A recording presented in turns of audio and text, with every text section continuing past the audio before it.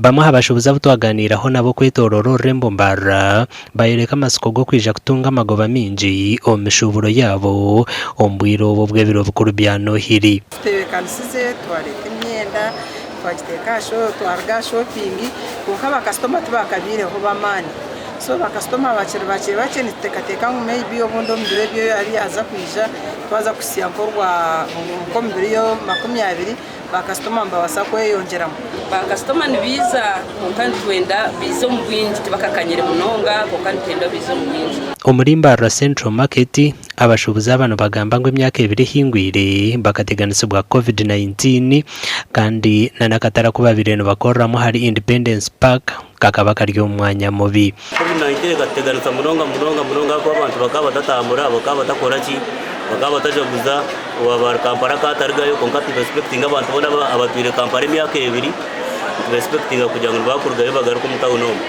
Egen Central Market eri hagati ya town wentu sabangu ntureba ngo parking eri mwahansi abantu mu cyokuru bakwizana amamotoka gabo nepiki zabo ahansi ba parking bazo mu maduka gito bagure buri kimwe abo kuba ntureba kirije munongo.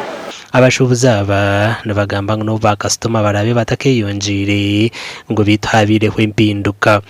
Ebyakurya kandi bigenda mpora kubikonka hati turesire ibintu bisya abakwenda kuza kutugurira mu Central Market amasuti n'umugareba amasati n'umugareba teka kuya muco mu Christmas Ya munta poroto mpango nanye kamangu Christmas kankora Christmas so far tekanuzire konka china amasiko go kugira ngo mbwire waza kwija neza kubonera.